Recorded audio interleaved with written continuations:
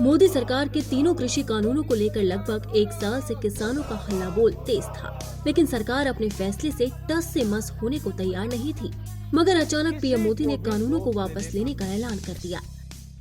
आज मैं आपको, पूरे देश को ये बताने आया हूं कि हमने 3 कृषि कानूनों को वापस लेने का, रिपील करने का निर्णय लिया है। लेकिन इस घोषणा को लेकर अब कई सवाल उठने लगे हैं कि आखिर पीएम मोदी का पत्थर जैसा दिल कैसे पसीज गया? क्या है इस झुकाव की असली वजह? ये फैसला जरूरी है या फिर सरकार की मजबूरी? इन सवालों के जवाब की तस्वीर पूरी तरह से साफ नहीं है, लेकिन एक झलक चुनाव की जरूर नजर आती है, जिसे लेकर राजनीतिक दलों ने अपनी प्रतिक्रिया दी है।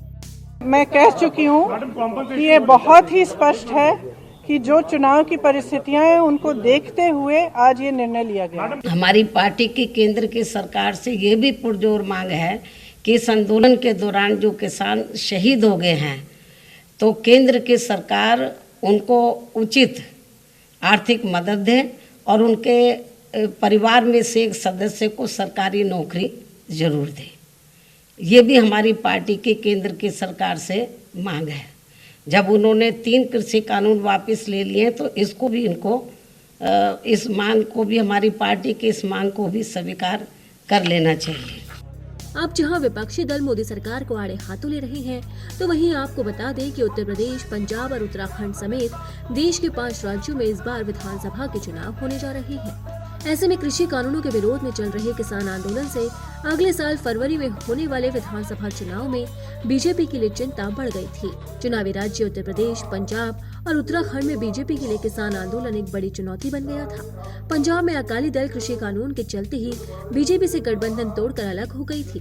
किसान आंदोलन का चेहरा बन चुके राकेश टिकैत खोलकर बीजेपी को वोट से चोट देने का ऐलान कर रहे थे कि हम तीनों जो कानून हैं इनको वापसी लेते हैं। जब तक ये पार्लियामेंट में वापसी नहीं होंगे, जब तक किसान वहीं पे ही है, और एमएसपी पे गारंटी कानून, क्योंकि एमएसपी पे गारंटी कानून बन जाएगा तो पूरे देश के किसानों को लाभ होगा। वो एक बड़ा सवाल है। हम यहाँ पे महाराष्ट्र में भी यहाँ पे आए तो अगर एमएसपी पे कानून हो तो एमएसपी से नीचे पे खरीद नहीं होगी तो ही किसान को लाभ होगा। ये किसान की एक जीत है। अगर 1 साल बाद में सरकार ने सुध ली है, ये उन शहीदों को जाता है जो 750 से ज्यादा किसान शहीद हुए। यहाँ तक कि किसान आंदोलन के चलते पंजाब, उत्तराखंड और पश्चिमी यूपी के इलाकों में बीजेपी का समीकरण पूरी तरह से गड़बड़ा रहा था।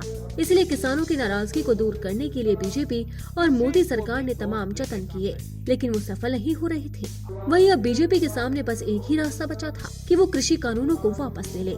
ऐसे में पीएम मोदी ने गुरु पर्व का दिन चुना और तीनों कृषि कानूनों को खत्म करने का ऐलान कर दिया, जो चुनाव से पहले बीजेपी के लिए मास्टर स्ट्रोक माना जा रहा है।